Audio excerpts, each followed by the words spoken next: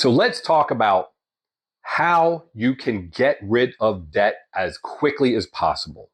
A lot of people don't realize in our previous videos, we've shown that if you have a $10,000 bill, you make minimum payments on their rate, let's say it's 20%, $200 minimum payment, $10,000, you're going to end up spending $21,000. It's $11,000 in interest. That doesn't make sense. So you want to get rid of that debt. Now, what can you do to do that? The minimum payments and the payments that you're making, they're going to go some to principal and some to interest. So let's say it's a $200 payment, maybe $100 goes to principal. What does that mean? Your $10,000 becomes $9,900. The other $100 of your $200 payment is gone. It went to interest. They don't show you that on your statement, but that just goes in the bank's pocket. Now, if you make a higher payment, you can usually, it'll have a button when you make your payment, and you can say that you want to make a payment just to principal. And typically online, you can do that whenever you want. It can be the middle of the month. It doesn't have to be on the date it's due.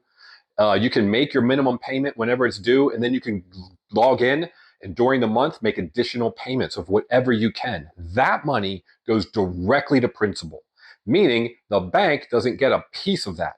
So if you already made your payment and you went from $10,000 to $9,900, it's the middle of the month, you're able to send in another $50, $100, $200, let's say $200. Now your $9,900 goes to $9,700.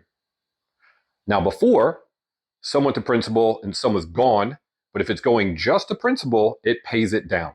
That's exactly what you want to do to be able to get out faster. You might say, yeah, easier said than done. Do whatever it takes. If you pay someone to cut your grass, cut it yourself.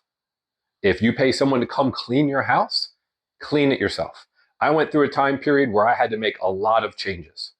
Obviously, I was cutting my own grass. I was also didn't have anyone cleaning the house. Every Saturday morning, myself and family, we'd get up and we'd spend hours cleaning the house, top to bottom, bathrooms, you name it. I did things such as if people weren't around, I would actually turn off the air conditioning and spend the majority of my time on the weekends, whenever it was, sleeping in the basement. That greatly decreased my expenses during the summer. I took all of those savings and more. I got rid of some of the cable that I had and just went on the really cheap Hulu for $9 a month. Got rid of some of the cellular bills and got cheaper ones. You'd be surprised how quickly you can take those $100 or $150 bills and find an alternative service for $10 or $20, particularly when it comes to cell phones or watching something online.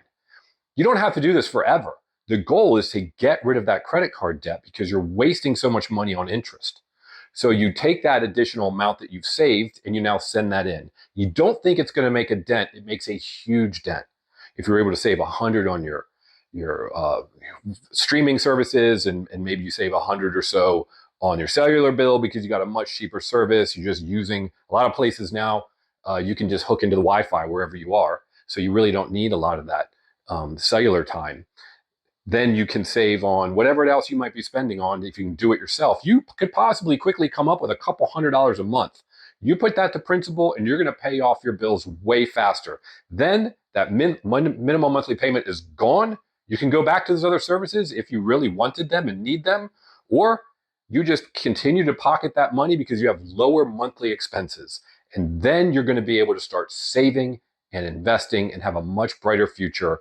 Just stop giving the banks all that money in interest. I'm also going to show you or tell you my personal motivator as to how I got rid of a bunch of debt and what it was that made me to continue to want to focus on it. So my motivator was really basic, and it's going to sound stupid. I had a list of my debts: car, credit card, personal loan, whatever they were. I went through a time where I needed to get rid of all of that. I'm a goal-oriented person. And I also need to make lists. So I wrote down everything I owed. And I started tackling the ones that had the highest percentage rate, the ones where I was throwing away the most money to interest payments. And I bought these cheap little trophies off of Amazon. I think it was maybe 12 for $10, little plastic things. And they had a white spot where you could write on them. And I wrote the first credit card down and the amount I owed, and I put it on the shelf. I wrote the next thing down, personal loan, I put it on the shelf. I wrote the car loan down, I put it on the shelf, on the bottom shelf. And then as I tackled each debt, I took that cheap little trophy and I put it on my desk where I work so I could see that I accomplished something.